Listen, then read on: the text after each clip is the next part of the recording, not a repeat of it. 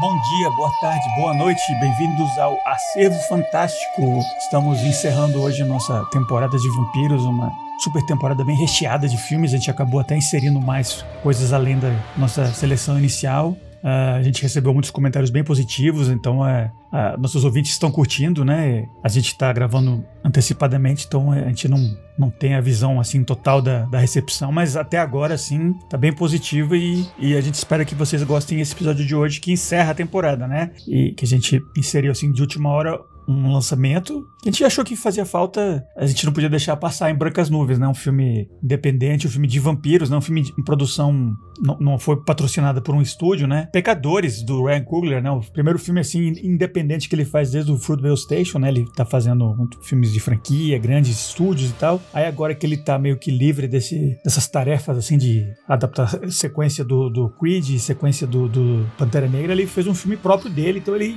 inseriu tudo que ele tinha de interesses, de assuntos, de comentário e fez um super filmão assim, bem recheado. Então a gente falou, vamos falar desse aí, lançamento, super bem sucedido com o público pra fechar a temporada, né? Mas deixa antes de a gente começar a falar do filme mesmo, dar o olá e bom dia, boa tarde, boa noite pros nossos ouvintes. Igor de Campos. Olá, bom dia, boa tarde, boa noite a todos que estão nos escutando. É sempre um prazer estar aqui com vocês, cavalheiros, falando sobre esses filmes cheios de blues e ginga e groove. E o Diego Nunes também. E aí, pessoal, beleza? Tô muito empolgado por esse filme, hein? Muito empolgado por esse episódio. É um episódio realmente recheado de temas pra discutir. Com certeza a gente não vai conseguir exaurir esse filme. E eu sou o Felipe Sobreiro.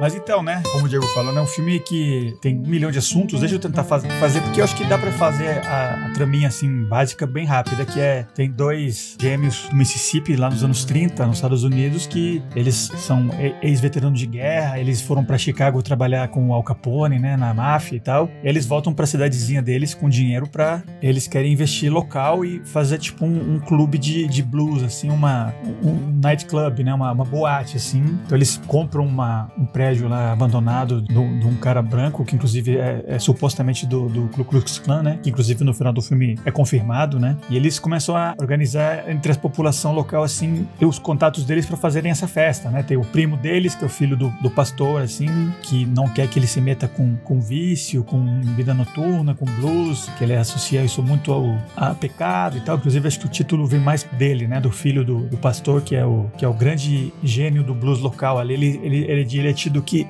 eventualmente você descobre que ele tem um dom assim tão poderoso assim, de blues, que tem um elemento supernatural um pouco. Ele é meio que um griot da África Ocidental, que é alguém que consegue, tipo, se comunicar com o além, com o futuro e o passado e tal. Ele tem essa figura do menino músico, né? Os dois gêmeos gangsters que estão organizando tudo e começam, né? Você vê a história deles, né? Um dos dois é um pouco mais bem-humorado, ele tem um caso com uma mulher que é meio branca, meio negra, que ela consegue passar entre os dois mundos, né? Ela tem esse contato com um lado branco, mas ela prefere estar com o lado negro da família dela. Tem o outro irmão, por exemplo, tem a ex-mulher dele com quem ele teve um filho, o irmão mais sério, né? E o bebê morreu, e é uma mulher que mexe meio que com banda, meio que com voodoo. E eles começam a juntar essa galera toda pra fazer essa super festa e tal, e transformar o lugar numa boate. Só que, ao mesmo tempo, né? Quando a festa já tá rolando e tal, chegam uns brancos lá, né? Que você entende que são os vampiros, né? Que começa com um deles que tá fugindo de uns caçadores de vampiros Choctaw indígenas, assim. E ele pega esses outros dois e eles vão lá nessa festa porque tem algo lá que tá atraindo eles, né? E é uma dicotomia interessante, né? Entre o blues de um lado, né? Lá dentro do clube, e do lado de fora, aquela música irlandesa muito bonita também. É um filme que, além de terror e ação e tal, eu diria que é meio musical até, né? E a música do filme é muito legal. Aí no final os vampiros, né? Tem um embate lá, eles conseguem invadir. Um dos irmãos vira um vampiro, o outro não. Tá ficando complicado a história, mas no final o pai dá esse ultimato pra ele, o pastor, né? Se ele vai largar a guitarra e se juntar a ele ou não. Aí o filme pula pro futuro e você vê que ele virou um músico de blues mesmo, né? Já 60 anos depois, ele já tá bem velhinho. E é feito pelo Buddy Guy, a versão antiga dele. Versão antiga, né? A versão idosa dele. E aí ele reencontra um dos gêmeos que tinha virado vampiro e a namorada dele também. E é isso, né? Um filme bem cheio de assuntos, de comentário, de muita música. Um filme muito bonito, hiper bem filmado. Eu vi no cinema, adorei. Acho que tinha que ter sido quem tá ouvindo agora. Se você não viu, você perdeu a chance experiência de ver no cinema, que eu acho que era a maneira ideal, né? Mas eu vi pro episódio agora aqui em casa também e é muito legal também, né? Mas aquela coisa do cinema, do som, a imagem, é um filme muito bonito, né? Em todos os sentidos, né? Musicalmente e visualmente. Então eu adorei, eu já tinha até pensado em recomendar ele pra temporada, mas eu dei a dica, né? Acho que no Sede de Sangue eu já tinha até recomendado ele, né? Sem saber que a gente ia acabar falando dele hoje, né? Continua, né? Espero que vocês tenham visto e eu curti bastante, mas deixa eu perguntar para os meus co-hosts o que vocês acharam dele. Vamos começar pelo Diego? Qual é a sua impressão dos Pecadores? Eu, infelizmente, não pude ver no cinema esse filme, uma pena. Mas eu assisti uma vez, recentemente, quando a gente decidiu mesmo falar sobre ele no podcast, eu assisti e curti bastante, né? Gostei muito do filme, achei o filme lindo realmente, achei o filme musicalmente também muito bonito, eu adoro blues, eu achei as atuações muito boas, né? Uma sensação que eu tive quando eu vi o filme pela primeira vez foi uma certa confusão, eu confundi os dois irmãos várias vezes, eu não sabia quem era o Smoke, quem era o Stack, mas depois lendo sobre o filme e revendo o filme, aí pronto, ficou super fácil, comecei a associar o Smoke com o chapéu azul, com a cor azul e com a máfia irlandesa, que é um trabalhou para a máfia irlandesa, o outro para a máfia italiana. Tanto é que o Stack, que é o de vermelho, ele usa um chapéu fedora, né, da máfia italiana. E aí ficou mais fácil para eu reconhecer um ou outro. Né? E o Smoke é o cara mais... Ele é violento, é ele que dá tiro nos dois caras que tentam roubar o caminhão dele no início do filme. E é ele que enfrenta o Ku Klux Klan no final do filme. Mas o Stack parece que ele é mais passional, mais esquentado, é o que tem um romance com a mulher que é mestiça. Então ficou mais fácil. Mas eu acho que os outros atores ao redor do Michael B. Jordan, que eu achei que ele tá bem no filme, eu achei que ele podia ter diferenciado um pouquinho mais, podia ter caracterizado melhor, mais especificamente cada irmão gêmeo, mas eu acho que os outros atores estão muito bem, estão muito fera. Eu gostei muito desse menino cantor e guitarrista, né, Miles Catton, que faz o Sammy, que faz o Preacher Boy. Maravilhoso, que voz, fantástico, né, e tá bem no filme, sabe, bem boa atuação. Gostei muito da moça da Ubanda, que perde o filho, né, da mulher do Smoke. Annie.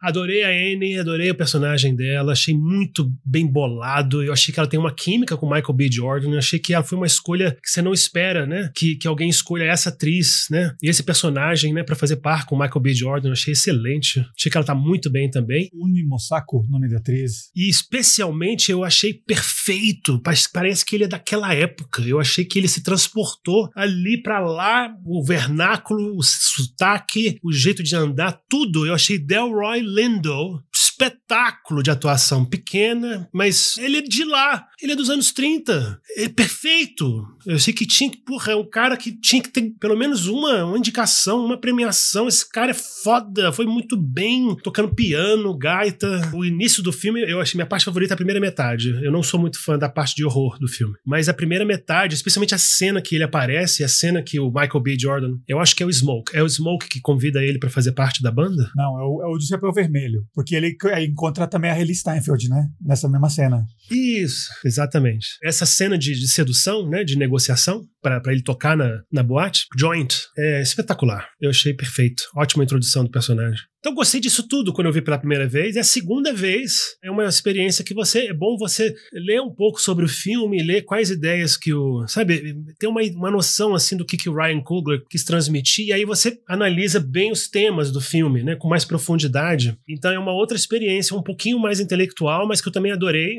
Eu gostei mais do filme, mas também vi que tem alguns problemas, né, com mais nitidez, que é um filme não perfeito e regular, mas não é por isso que não deixa de ser um grande filme. Sabe, é muito difícil fazer um filme perfeito, mas eu achei um filme corajoso, um filme criativo, e a gente vai ter essa cena polêmica que a gente vai discutir. Eu gostei da primeira vez que eu vi, mas gostei mais ainda da segunda vez que eu vi, a cena da invocação do passado, do presente e do futuro, né, musical e cultural. Eu amei essa cena. Muito bom. Tem polêmica agora, inclusive deixa eu já convidar a polêmica para conversa. E aí, Igor, o que você achou do filme? Fantástico. A polêmica is in the house. A polêmica chegou. Tudo bom, cavalheiros? Diegão, concordo com tudo isso que você está falando, especialmente quando você falou dos atores. Eu tenho que dizer também que eu gostei muito da interpretação do Delroy Lindo. Achei ele fantástico. Queria chamar a atenção para 3 atores que eu gostei muito de ter visto no filme. Um deles é o Warren Benson Miller, que faz o Cornbread, que eu acho que é uma espécie de comic relief do filme, assim, um alívio cômico do filme, aquela cena em que ele, recém-transformado vampiro, né, ele tenta entrar de novo no armazém, né? Eu achei aquela cena ótima, eu achei primorosa aquela cena, muito boa. E esse é um ator muito bom. Ele é tipo o porteiro da boate, né? Exatamente, esse é um ator muito bom também, que eu já tinha assistido ele em outros filmes. Eles puseram um ator muito bom pra fazer uma ponta nesse filme, e eu achei ótimo, assim, os pouquíssimos momentos que ele aparece, eu acho que ele rouba o show. Tem o Saul Williams, que faz o pastor, né, que é o pai do Preacher Boy. Pra quem não conhece, assim, o Saul Williams, ele é um rapper norte-americano, e é engraçado, assim, eu conheci primeiro a carreira dele de músico. É estranho até falar isso, porque assim, eu não sou muito, assim, sabe, de escutar rap ou hip-hop, e eu gosto muito do Saul Williams, né, porque ele é um rapper e ele é um poeta mesmo, certified poet. Ele é escritor, roteirista de cinema também, ator e diretor. Ou seja, é um cara multimídia, né, assim, um homem renascentista quase, e eu acho que a ponta em que ele faz o pastor, assim, ele tá muito bem, sabe, ele tem uma figura, assim, muito imponente, né, e ele fala como um pastor. Para quem já assistiu algum dos vídeos, né, dele disponíveis no YouTube, dele recitando os próprios poemas dele, seja no contexto do hip hop, seja em algum festival de slam, né, de slam poetry, poesia falada de uma forma mais energética, mais agressiva até, e você vê a figura dele, eu acho ele um cara muito imponente, assim, respeito muito o trabalho dele também. E um outro que eu gostei muito é o Jack O'Connell, que faz o papel do vampiro Mor, e daí, agora já vou começar a falar, assim, sabe o que eu achei do filme, né, assim, e daí uma das grandes frustrações, uma das várias frustrações que eu tive com esse filme, eu gostei, né, eu não vou ser muito chato, não, eu costumo ser bem chato, todo mundo me conhece aqui, eu sou o chato da galera, não vou mentir, mas eu vou tentar não ser muito chato. Eu gostei desse filme, mas assim, eu saí bem decepcionado, teve várias coisas nele que me frustraram, eu não sei, eu acho que todo esse hype, assim, sabe, tipo, melhor filme do ano, melhor filme de horror do ano e tudo mais, aí eu fui ver, assim, sabe, com água na boca o filme, e eu saí meio que, tá, não era pra tanto, aliás, não apenas não era pra tanto, como também esse filme, ele é meio marromenos em vários momentos, em vários aspectos dele, e um deles, eu tenho que dizer que é esse, ele tem um vilão potencialmente fascinante, que é uma espécie de vampiro irlandês, líder de culto, meio Charles Manson, sabe, com um papo meio neo-hippie, de comunidade, fraternidade, amor, vamos todos ser um, mas ao mesmo tempo tem uma coisa extremamente nefasta, assim, sabe, de culto mesmo, naquilo que ele tá fazendo, e ele canta e ele tem aquelas moedas de ouro que você não sabe a procedência delas, sabe, é um mistério, isso é dinheiro de uma outra época, de um outro lugar, que deixa o personagem ainda mais intrigante. No começo, a primeira cena que ele aparece, ele tá fugindo dos índios, aí você fica pensando também o que os índios estavam fazendo com esse cara. Eu achei fascinante esse personagem. Cadê mais cenas dele? Cadê mais exploração de personagem? Cadê? Não tem. E ele tem um final, assim, vilanesco, tipo, sei lá, de vampiro, de filme de vampiro do John Carpenter, ou alguma coisa parecida, alguma coisa hedionda, assim. Extremamente frustrante. Senti que...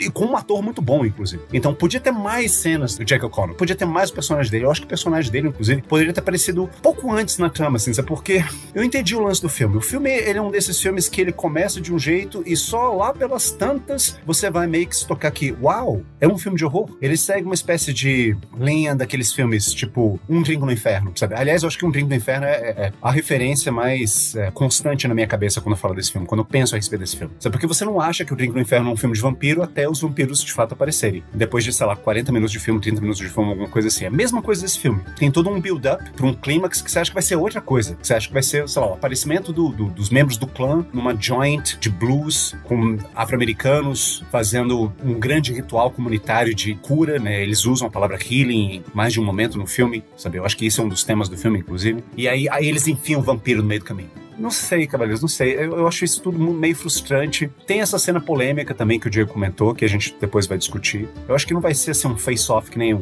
que a gente fez no episódio passado, né, quando a gente falou sobre The Hunger. Mas, de forma geral, eu acho que é um filme interessante. Eu tô louco pra conversar com vocês e discutir as ideias dele, porque eu acho que, sim, ele é um filme que tem muitas ideias. Tá aí uma outra coisa que eu também não gostei no filme. Eu acho que ele é um filme que ele tem muitas ideias interessantes, tem muitas ideias boas. Eu acho ele muito autoconsciente de que ele tem essas ideias interessantes e boas pra mostrar pro público, e um pouco, assim, embevecido com a própria grandiosidade da mensagem dele. Não sei, esse aspecto me desagrada muito, sabe? Um filme que ele sabe que ele tem uma boa mensagem e ele meio que, olhe pra mim, eu tenho uma mensagem edificante pra contar pra vocês, plateia, me escutem.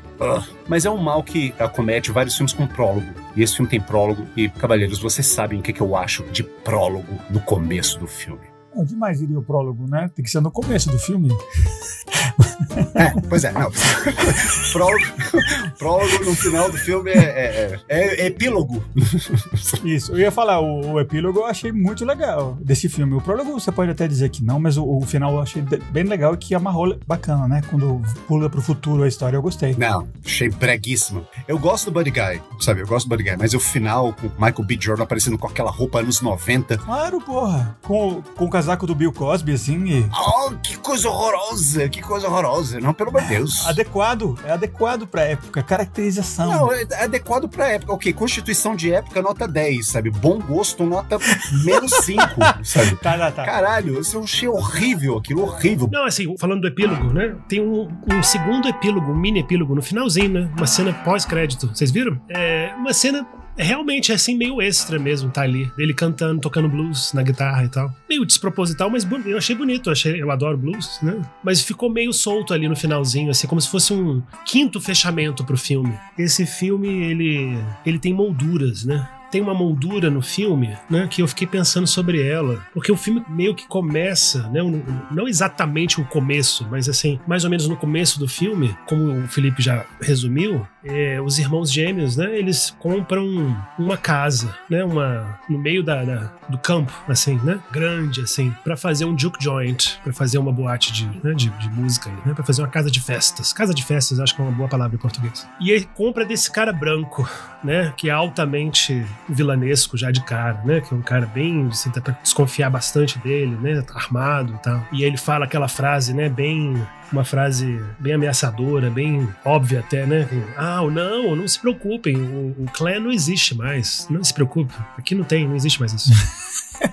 Isso é uma moldura, né? Beleza. E aí no final do filme tem depois de todo o embate vampiresco, depois que o vilão morre, né, depois, né, desse negócio que o Igor falou, né, que o vilão, ele já tá com as garras e as unhas, ele já é um vampiro estilo John Carpenter, né, e aí queima, né, com a luz do sol e tudo. Depois de tudo isso, tem outro final, tem outro combate, né, que é o fechamento dessa moldura do clã. E eu fiquei pensando nisso, que isso podia estar totalmente fora do filme, que não teria problema nenhum, que é só mais uma moldura, é mais um recheio. E eu fiquei pensando, por que ele colocou isso? Eu acho que ele quis dar um pouco de base, de um pouco mais de realidade para a história do filme. Ele quis fundar um pouco o filme numa coisa mais sólida, numa ameaça real que existia mesmo na época. Porque eu acho que o Igor tem razão, é um filme que tá ciente, que tem muitas ideias para passar, mas eu acho que foi uma boa tentativa do Coogler de passar essas ideias por meio de uma metáfora. E ele usou a metáfora do vampiro. Ele usou o vampiro, ele usou a lenda, o objeto cultural vampirismo, como uma metáfora para passar as ideias dele. E eu acho que ele quis sustentar essa metáfora numa moldura sólida, real, que é a ameaça que existia mesmo na época, né? Do clã, do homem branco, né? Da polícia, da estrutura de poder, que era muito bipartida lá nos Estados Unidos, né? Era muito, muito, muito, muito desigual. Continua até hoje, mas era muito desigual. E aí, eu acho interessante isso, falando sobre o que o Igor falou, né? Eu acho que realmente eu concordo que o filme tem uma consciência de que tá passando ideias interessantes, inteligentes, né? Ele sabe disso, né? Ele tem um véu assim meio grandiloquente um pouco, mas eu acho que valeu a pena a tentativa, porque eu achei que foi uma alegoria acertada o do vampirismo. Eu gosto dessa ideia pra mim, o vampirismo, ele é uma alegoria dos colonos, né? Dos exploradores. Pra mim, esse filme é muito sobre colonialismo, sobre aculturação, sobre assimilação de um povo, de uma cultura, pelos exploradores, pelo homem branco, né? Pra mim é muito isso. Pra mim, o Juke Joint, ele é um país, ele é uma terra, e eles estão ali festejando e celebrando e vivendo livres naquela terra deles. Eles atraem, né, a ganância, né? Eles atraem o homem branco, o explorador, o cara que quer dominar, o cara que quer conhecer, o cara que quer explorar realmente, né? Se espalhar pelo mundo, explorar e assimilar e roubar tudo pra ele. Que foi o que aconteceu durante anos e anos e anos de história do colonialismo. Então colocar esse explorador branco como vampiro, como sugador de cultura, porque o Remick é um vilão que realmente, ele sempre fala, não, eu tô aqui por causa do Semi, eu quero o Semi pra mim. Eu quero assimilar esse talento genuíno, esse homem que é capaz de manifestar a sua cultura de forma brilhante, bela, artística. E eu quero assimilar isso pra mim, eu quero incorporar isso e tornar meu, e cooptar e comer isso, sabe? E me alimentar disso. Então eu achei fera ele botar vampiro no filme pra explorar, passar essa ideia.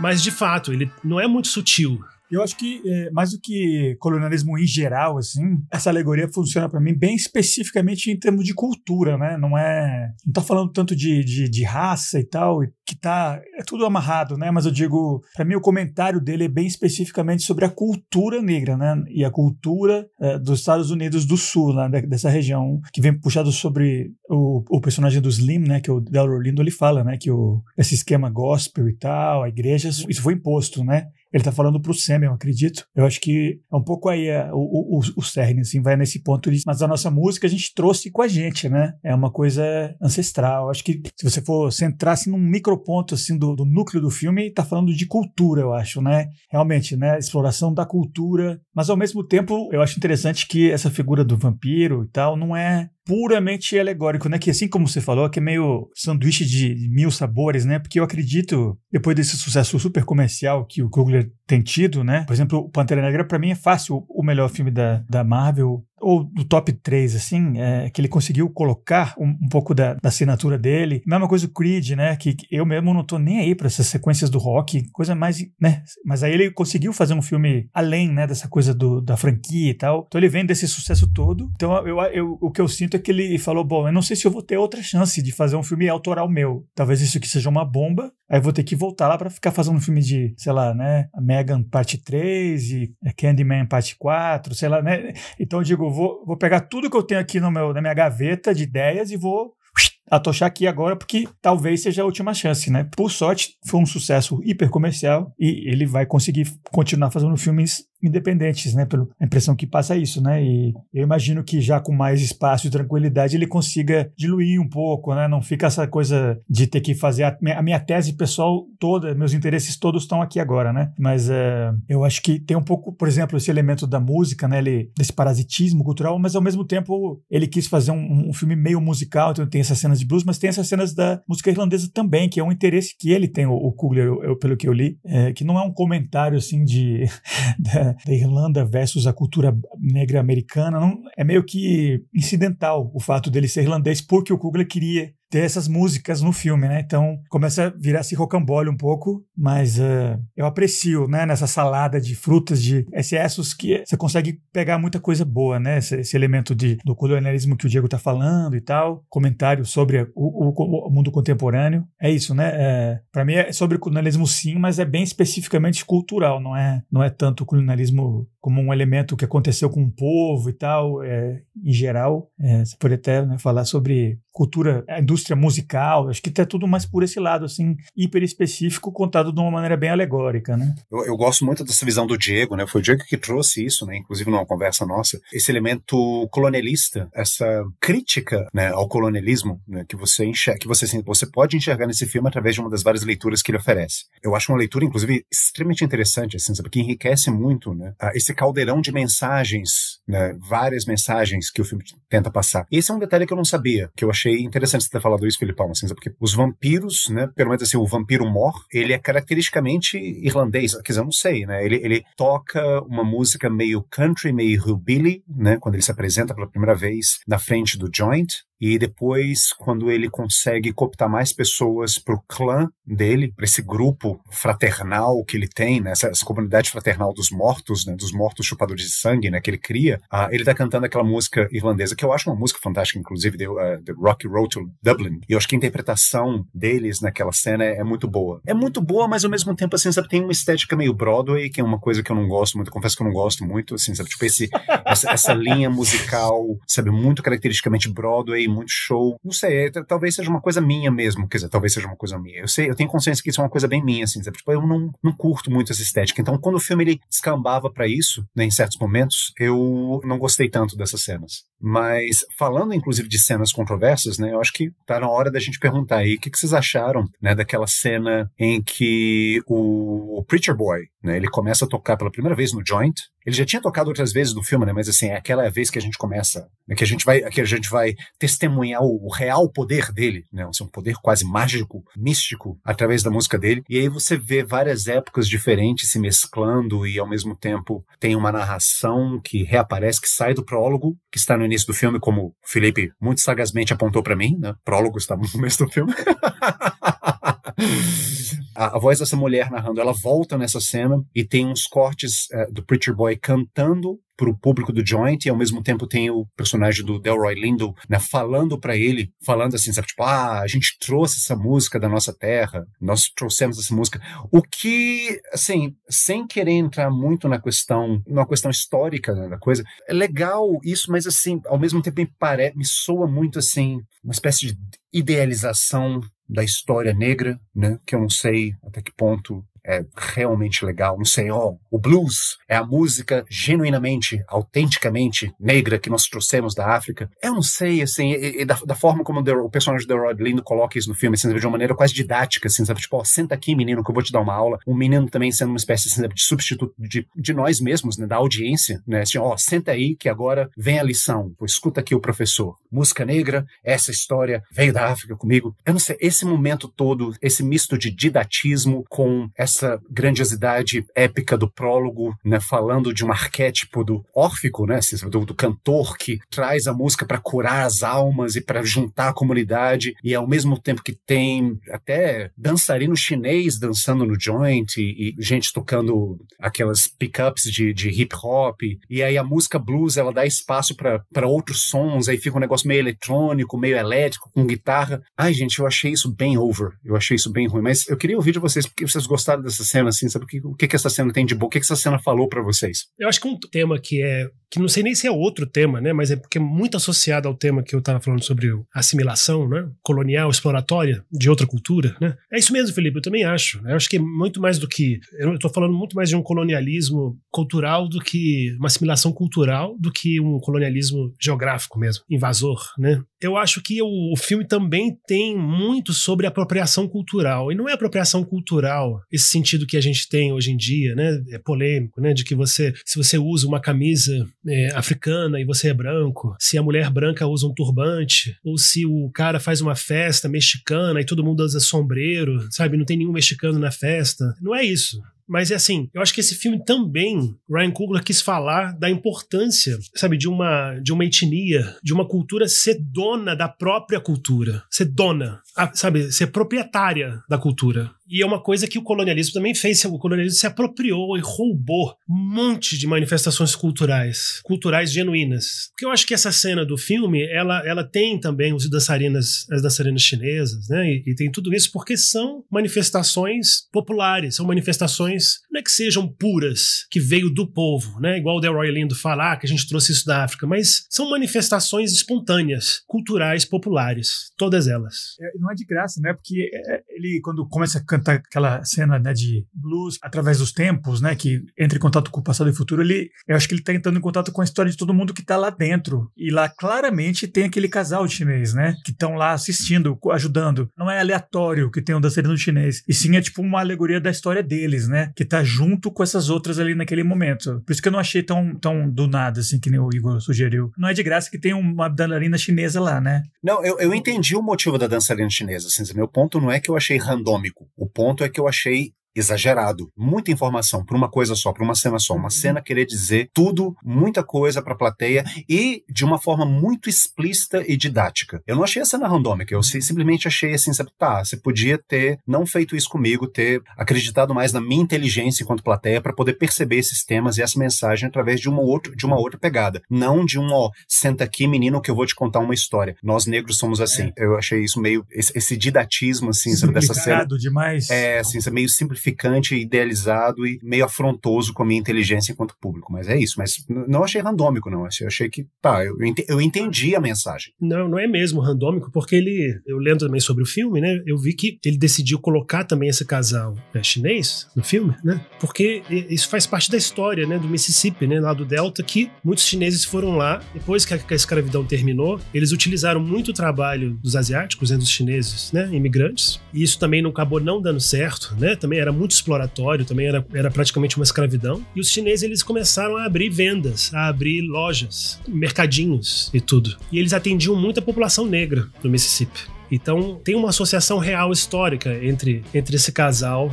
Eles representam realmente também uma aliança cultural que existia na época. Mas o que eu dizer é que esse filme, ele é um filme que o Ryan Coogler, pela primeira vez, ele vai ser dono do filme dele. Eu acho que ele não é dono agora, porque a Warner, ela tem direito de distribuição por alguns anos, né? Mas acho que daqui a alguns anos, não sei quanto, ele vai ser o proprietário desse filme. Acho que é 25 anos, que é completamente raro isso. Daqui a 25 anos o filme vai ser 100% dele. Não vai ser da distribuidora mais. O filme também é sobre isso, né? A importância de uma cultura ser dona de si mesma. Porque o Ryan Coogler, ele não é contra você se interessar e consumir outras culturas. Ele é um cara que consome outras culturas pra cacete. Eu vi um vídeo dele falando sobre cinema, né? Lá no armário da Criterion, e ele ama Akira Kurosawa, ele ama Ozu, ele gosta de cinema de todos os tipos. Ele fala que o Christopher Nolan é como se fosse um padrinho dele, o tutor dele, sabe? É uma inspiração, eles trabalham muito juntos. Eu acho que o Nolan e a mulher do Nolan teve uma participação no Pecadores. Essa fotografia belíssima, né? E o fato dele ter filmado em filme, em celuloide também, tem uma associação com o Christopher Nolan.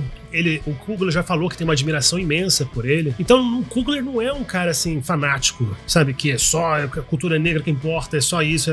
Ele só tá querendo dizer que é importante não permitir mais ceder a sua cultura à toa. Você vender, você se desfazer do que é seu. Eu acho que ele, de uma maneira didática, com certeza, né, como o Igor falou, eu achei legal ele querer enaltecer o que é genuinamente, né, o que não é genuinamente, mas o que realmente veio de uma maneira mais espontânea, né, o que foi manifestado culturalmente durante a história de um povo, e não foi tanto imposto. E eu achei corajoso dele criticar um pouco a religião, né, essa questão do catecismo, da imposição da religião cristã aos povos negros africanos e depois muito nos Estados Unidos, né, porque de fato é algo que isso tá muito forte no filme, a gente pode falar sobre isso também. De como o pai, o pastor, também é uma figura antagônica no filme. Não chega a ser um vilão, mas ele é um antagonista. Ele é antagônico à manifestação, à expressão cultural, musical. A força da religião, ela é opressiva no filme. Ele mostra como é opressivo e como é massificante e como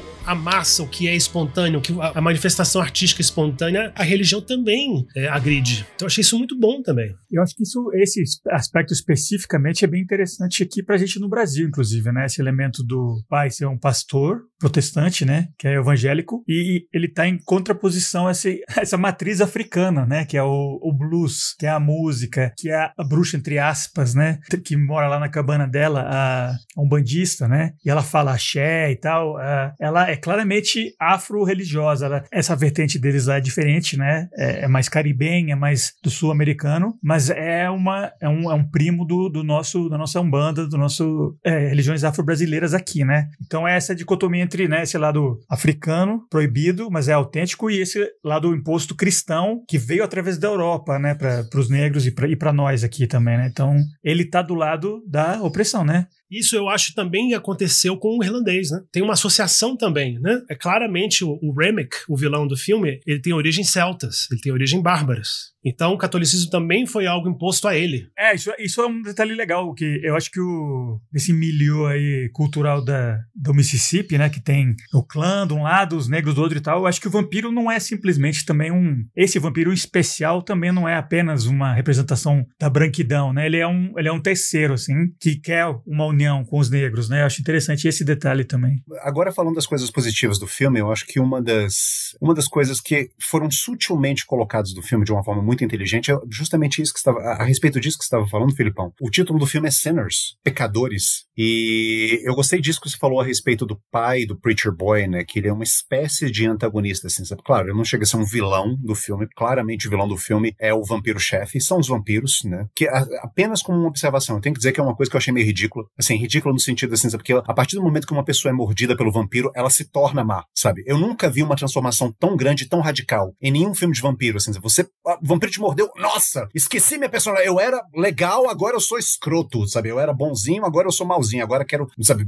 ver gore and blood em todos os lugares. Mas assim, tudo bem, interpretação do vampiro, eu achei paia isso mesmo, sabe? Uma das coisas que eu realmente não gostei. Mas, quanto ao fato do filme se chamar Sinners, essa ideia de que tudo que está relacionado à cultura africana ou a presença da cultura africana aqui na América é considerada suja, é considerada pecado, é considerada algo ruim, seja no campo religioso, seja na música, seja no comportamento, seja na própria sensualidade que as pessoas exibem na hora que elas estão dançando, na hora que elas estão interagindo, que tudo isso é visto como um pecado. Eu acho que aí você já tem um exemplo muito bom daquilo que o Diego estava falando antes, né, de aculturação, de como é que o branco ele impõe os seus valores para outros povos e para outras raças e para outras culturas. Então fica assim essa crítica implícita no próprio título do filme, o que eu achei uma coisa muito, aí sim, eu achei uma coisa genuinamente muito legal, de falar assim, olha, na visão dos brancos, tudo isso aqui é um antro pecaminoso, sabe? É um bordel, é um lugar potencialmente, sabe, de crime, de lascívia, de filandeirismo. Eu achei ótimo, né, o pastor ter usado essa palavra, né, quando ele tá falando assim, sabe, não, você vai então, assim, sabe, lidar com aquelas pessoas, né, lascivas, né, promíscuas.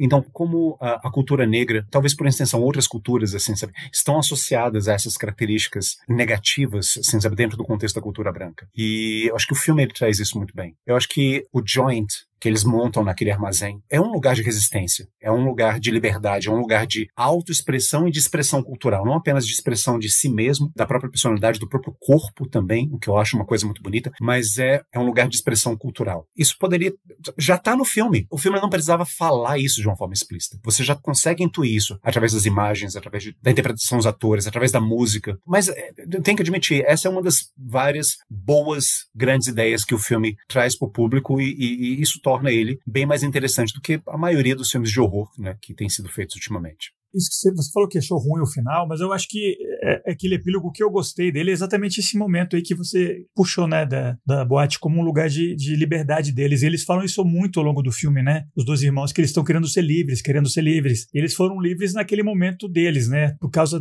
eles foram donos daquilo, né? Eles foram autênticos ali dentro. E no finalzinho, quando o vampiro tá indo embora, o Stack, depois de encontrar o Sammy velho, que eu gostei muito tanto porque o Buddy Guy toca e tal, e canta, mas eu digo essa linha no final, né? Que eles já estão indo embora, a última cena do filme, e o Buddy Guy diz, peraí, aquele dia lá, antes de toda aquela merda rolar no final, não foi um dia do caralho? E o vampiro vira e diz, claro, pô, foi a última vez que eu vi o sol, a última vez que eu vi meu irmão. Então, aquele foi o ápice, né, daquela expressão autêntica deles, aquele dia, né? Por mais que aconteceu todo o problema depois dos vampiros e tal, enquanto tava rolando aquela melange lá, aquilo era eles no estado de liberdade deles, de expressão. E isso que eu achei legal, né, quando eu digo que eu gostei do epílogo, especialmente essa última falinha, assim. Essa questão que o Igor... Eu queria só falar disso também que você tá falando, mas eu queria voltar um pouco o ponto do Igor, da coisa da transformação, né? De todo mundo, quando vira vampiro, todo mundo vira mal pra cacete. Que é uma coisa que quando eu vi pela primeira vez, eu também achei estranha, achei esquisito. Todo mundo perde a personalidade, né? E vira mal de uma hora pra outra, né? E eu acho que foi também proposital. Eu não sei se isso foi muito acertado. Eu ainda tô na dúvida. Mas eu, tentando entender o porquê disso,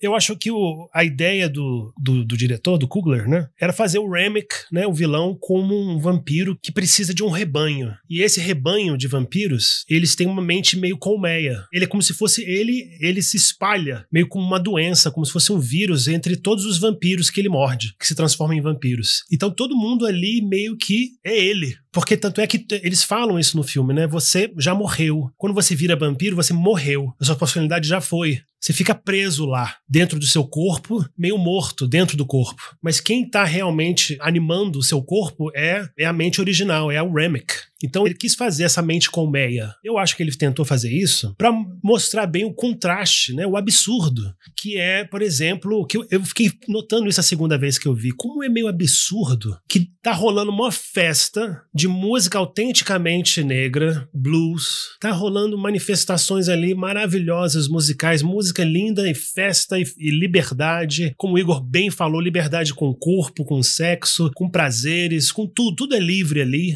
A galera não precisa nem pagar direito, né? Usa o dinheiro da lavoura lá que não vale nada, sabe? É uma coisa realmente a festa pela festa. E lá, eles estão ali meio num culto, dançando música irlandesa, dançando aquelas músicas celtas antigas lá, que é a música do invasor. É a música do cara que assimila, e tem lá um monte de gente negra dançando aquilo ali. sabe, imitando o Remick. Eu acho que isso é um comentário. Eu acho que isso é um comentário sobre como, às vezes, a cultura de fora massifica e coopta. Eu ia dizer exatamente isso, né? Para essa alegoria toda funcionar, não adianta o cara morder o outro e a vítima ficar lá, que nem o Louis lá na entrevista com o vampiro, lá, não, agora o que eu vou fazer da minha vida? Para essa analogia, a aculturação funcionar, essa sugagem, essa absorção cultural funcionar, esse símbolo tem que ser automático, né? Você foi aculturado, acabou. Você foi cooptado lá pela massa, né? Então, eu acho que uma coisa que a gente viu nessa temporada é que não existe uma regra única de vampiro, não existe um cânone de ouro, assim, que se você desvia dele, você tá errado. Tem vampiro que sai de dia, tem vampiro que não sai de dia, tem vampiro que tem o dentinho, no episódio passado, era um filme de vampiros, ninguém morde ninguém, eles vivem no dia pegando o sol normalmente, Catherine Deneuve. Tem outros filmes de vampiro que a pessoa não pode nem ver o sol, tem outros que a pessoa voa, tem uns que a pessoa não voa. Então, se nesse filme de vampiro, quando você é mordido, você foi contaminado instantaneamente pela influência de quem te mordeu, pra mim, como alguém que já viu 1 milhão de filmes de vampiro, isso não, pra mim não é um absurdo, assim, que sai completamente do que eu aceito que é um vampiro, que não tem regra. Tem 1 milhão de opções e variedades. Tem vampiro que não tá nem aí pra cruz, tem vampiro que você mostra a cruz e ele definha. Então, pra mim, esse aspecto não me incomodou, não. Eu concordo com isso que você tá falando, e eu acho que nessa temporada a gente viu, né, a riqueza, né, da metáfora do vampiro, né, assim, lendo o vampiro como sendo uma metáfora de alguma coisa, né, e ele não deixa de ser, né, assim, a partir do momento que a gente se apropria desse mito, né, dessas lendas, e transforma em filme, em música, em literatura, então o vampiro, ele passa a ser uma metáfora. E é uma metáfora interessantíssima, assim, sabe? Tipo, agora, realmente, eu ainda fico com esse meu estranhamento, não é por um purismo vampiresco que eu achei isso ruim, é mais porque isso talvez deixe a alegoria muito clara.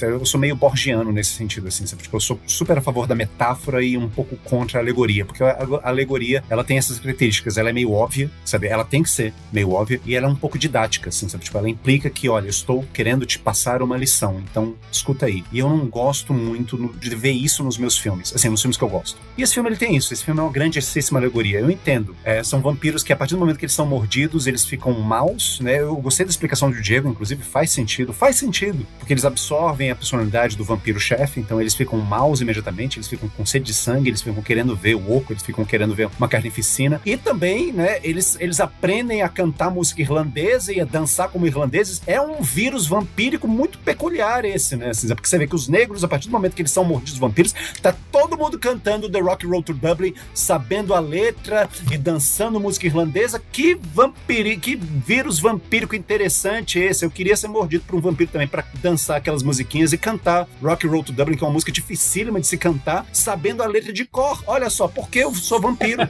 Olha só, que coisa impressionante isso, né? Assim, fazendo eco a críticas que o Diego mesmo faz. Isso não faz sentido nenhum! Isso não faz nenhum sentido! Isso é totalmente nonsense! Mas nonsenses à parte, de fato, vampiros... você não tem uma regra de como fazer um bom filme de vampiro. E eu acho que, apesar dessas minhas críticas, né, que dizem muito mais a respeito da intenção do diretor em ter que expressar uma determinada mensagem através do filme dele, eu acho que o Sinners é um bom filme, eu acho que vale a pena ser visto, eu acho que ele tem ótimos momentos, vale a pena ser visto pelos atores, vale a pena ser visto pelos momentos musicais dele, que eu acho muito bons. O final, realmente, eu acho bem breguinha, né, com aquelas roupas dos anos 90 e tudo mais. Eu acho meio, de novo, fazendo eco ao tipo de crítica que o Diego faz, eu acho bem nonsense, porque se o vampiro ele fica realmente mal, a partir do momento que você morde ele, como é que então o cara chega no final pra falar pro Bad Guy, olha, não, tá tudo bem, eu prometi pro meu irmão, ou seja, um comportamento ético que vem de um vampiro que até então não tinha menor senso de ética. Eu achei bem nonsensical mesmo, bem só pra ter um momento lágrimas aqui, sabe, emotivo no final do filme. Please, shoot me in the head. Mas, beleza do vampiro é essa, sabe? Você consegue fazer qualquer coisa usando ele. E a gente viu, né, nesses vários filmes sobre os quais a gente conversou, né, como o vampirismo ele pode ser usado como uma metáfora para várias coisas. Para várias coisas. Desde sexualidade, desde tabus, desejos proibidos, até doenças, até talvez seja a metáfora mais óbvia, sabe? Até para colonialismo, aculturamento, pensamentos de culto, pensamento de colmeia. E eu acho que é por isso, né, que a gente sempre teve filmes de vampiros na história do cinema. Alguns dos filmes mais antigos do cinema são filmes de vampiros. A gente fala do Nosferatu, né? Assim, Nosferatu eu acho que é um ótimo exemplo disso, assim, um dos primeiros grandes clássicos do cinema, sabe? De 1922, se não me engano. E, uau, é um filme de vampiro. Então, vampiros, eles realmente fazem jus a essa vida eterna que eles têm, porque eles sempre estiveram aí, né, na nossa cultura. E enquanto a gente tiver filmes como o Sinners, que fazem uma leitura muito interessante do mito de vampiro, enquanto a gente tiver diretores como o Coogler fazendo filmes como esse, acho que a gente ainda vai ter mais 100, 200 anos aí de filmes de vampiro pela frente. Então, pessoal, nosso episódio sobre Pecadores, bem mais curto que o filme, né? Claro, que é um filme que fala muito e tem muitas cenas e muitos momentos. Por mais que você não curta, assim, totalmente as mensagens e tal, ou alguns momentos do filme, algumas cenas, eu acho que é um filme que vai ter alguma coisa que você vai gostar, que é tudo feito num nível máximo de qualidade, assim. De todos os departamentos da produção de um filme, não tem nada que você possa dizer, nossa, ficou uma porcaria aquilo. Eu acho que não. E eu também gosto da mensagem, e eu tô de acordo também que se perde um pouco, tem muito assunto, mas eu acho que é um bom filme de vampiros para 2025. Eu acho que vai ser difícil ter outro, assim, que fale mais do momento, assim, não sei. Talvez tenham filmes mais assustadores ou mais na nossa vibe e tal, mas eu acho que esse é um filme legal. Eu acho que o fato dele ser tão... Porque o Coogler é um cinéfilo, mas eu acho que ele não fez um filme pra cinéfilo, ele fez um filme pro grande público. Então esses momentos mais óbvios, assim, que a gente achou meio... Ai, meu Deus, pelo amor de Deus, ele tá soletrando o filme dele aqui, pra gente é demais, mas eu acho que tem muito público que nem vai muito no cinema, que vai ver, vai dizendo, uau, meu Deus, adorei esse filme. Eu acho que ele fez com esse público em mente, né? Eu acho que, como o Igor falou, ele tá mantendo o interesse nos vampiros vivos e a gente agradece ele por isso.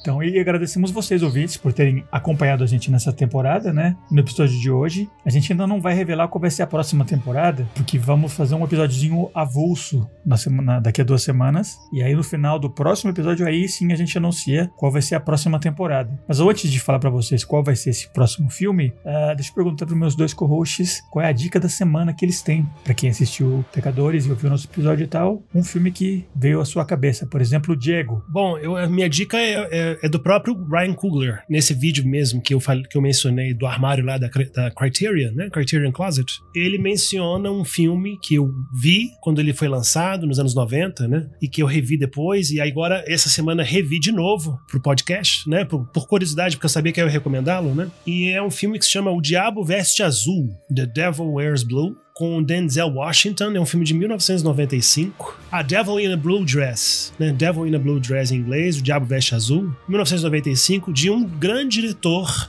um diretor negro também, chamado Carl Franklin, que não é tão conhecido como Spike Lee, como John Singleton, mas eu acho que o John Singleton, o Spike Lee e o Carl Franklin são os grandes expoentes do cinema negro dos anos 90. Carl Franklin também faz parte disso, ele fez excelentes filmes, fez um filme chamado Um Passo em Falso, em português, Um Passo em Falso, One False Move. Ele fez Por um Triz com Denzel também, mas eu acho que a grande obra dele é O Diabo Veste Azul, que é um filme estilizado também, é um filme neo-noir total, né? O Denzel Washington é um mecânico à procura de emprego, né? No pós-guerra, lá nos Estados Unidos, né? Que consegue comprar a casa, ele é dono da própria casa dele, olha aí, e isso traz grandes problemas, né, pra ele no filme, e ele é assediado pela polícia o tempo todo, e pela máfia branca. Então ele é um filme que realmente está carregado desses temas. É um filme neo-noir de investigação do desaparecimento de uma moça que veste azul, belíssima, que inclusive é uma personagem mestiça no filme também, meio que transita nos dois lados, né? Meio branca, meio negra, e tem isso a ver também. Jennifer Beals, né? Flashdance. Então é um filme que tem muita denúncia também, muita crítica, especialmente à violência policial, a essa divisão, né, imensa que existe, especialmente em termos de propriedade, né? Os Estados Unidos é um país com muitas cidades que são divididas ao meio, assim, tem uma linha onde a população negra mora e a outra metade a população branca mora, né? Washington é assim, Detroit, Chicago, uma porrada de cidade é bipartida, porque realmente sempre foi um tema muito forte nos Estados Unidos, né? O negro ser dono da sua casa, ser dono da sua terra, e quando o negro quer comprar, por exemplo, uma casa numa vizinhança branca é um problema. Isso aí é uma questão antiga briga, né, de os bancos dificultarem os empréstimos, aumentarem os juros, para manter mesmo essa divisão. Vocês moram aí entre vocês e a gente mora aqui entre nós. Então essa questão da propriedade é muito forte, né? E o Diabo Veste Azul traz essas questões também dentro de uma estrutura, de uma moldura de neo-noir, de gênero, né? Um filme de gênero, absolutamente. Então eu recomendo O Diabo Veste Azul. E você, Igão? Então, Filipão, um filme que eu vou recomendar é um filme que eu não recomendaria pra ninguém, mas aqui é o podcast, a gente faz o que a gente quer, né? Então aqui é o nosso joint, então eu vou recomendar mesmo assim. É um filme que eu gosto muito, mas assim, é o tipo de filme que quando eu recomendo pras pessoas, assim, eu nunca recomendei, de fato, essas pessoas, mas eu imagino que é o tipo de filme que, me conhecendo, quando eu recomendo pras pessoas, elas, uma semana depois, elas voltam, me ligam, me procuram pra me xingar e pra dizer assim, que diabos você fez com que eu assistisse, né? Você disse que essa porcaria era boa e, na verdade, eu agora tenho pesadelos toda noite. Falei com o meu terapeuta e aumentei a dose da minha medicação. Mas deixa a indicação aqui, né? O filme é Trouble Every Day, né? Desejo, Obsessão. Mais um título brasileiro, né? Que ecoa a pornochanchada e o soft porn. É um filme de uma diretora francesa chamada Claire Denis. Se não me engano, ela é francesa. Eu tava confundindo aqui, eu achei que ela pudesse ser belga, mas não, ela é francesa. E ela fez esse filme em 2001 com Béatrice Dalle, né? Pra quem conhece aquele filme fantástico de Jean-Jacques Benet, né? A Betty Blue,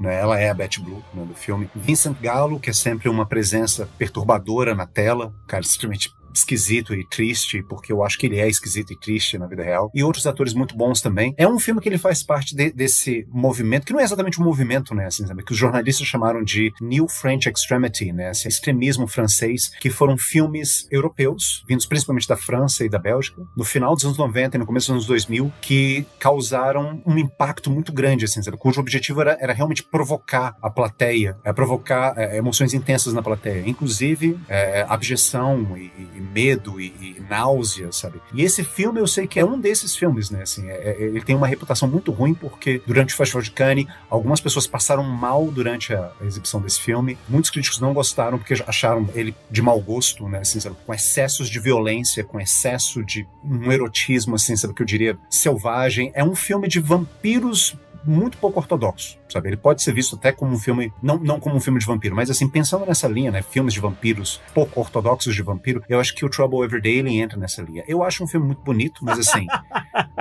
sou eu que tô dizendo isso. Então, assim, tomem cuidado. Mas é um filme muito excessivo também. Então, assim, se você tem um estômago fraco, se você é muito impressionável, esse filme provavelmente não é pra você. Mas eu acho um filme interessantíssimo. Eu acho todo esse movimento, né, de extremismo francês, né, que deu pra gente nomes como, por exemplo, assim, Gaspar Noé e Alexander Aya. Eu acho esses cineastas muito bons. Eu acho que a Claire Denis, ela tá na ponta de lança dessa galera. E recomendo, então, ou melhor, não recomendo, né, se você quiser ver um filme, assim, bem forte, né, com cenas muito impactantes, assista Trouble Every Day. Muito bom. Não vi, mas eu já conheço a fama desse. E a minha dica, eu fiquei quebrando a cabeça um pouco, filme de vampiro ou não, filme com blues ou não. Aí me lembrei, assim, do nada, um filme que eu curti, um filme, assim, que é microscópico do lado do Pecadores, enquanto ao escopo dele, a produção, mas eu achei que tem dois elementos que meio que você consegue fazer uma pequena linha, assim, que pra mim é sempre importante ter algum contato com o filme do dia, né? E é um filme que é irlandês, horror irlandês, então já tem esse elemento, né? E tem uma atriz que faz um personagem duplo, faz duas irmãs gêmeas. Eu falei, então pronto. Um filme chamado Oddity, que aqui é Oddity, Objetos Obscuros, né? Tem esse título, manteve o nome em inglês e colocaram esse subtítulo Objetos Obscuros. É um filme do ano passado, 2024, né? Tem uma das irmãs que morre, aí aparece a outra que é meio vidente, mas é cega, e tem um elemento assim meio sobrenatural, meio de invasão domiciliar, assim, é um filme, como eu digo, assim, é uma fração o filme, é um filme pequeno, né, mas que também acontece basicamente numa casa só, como o Sinister, outro elemento, né, outro ponto em contato, que é uma casa isolada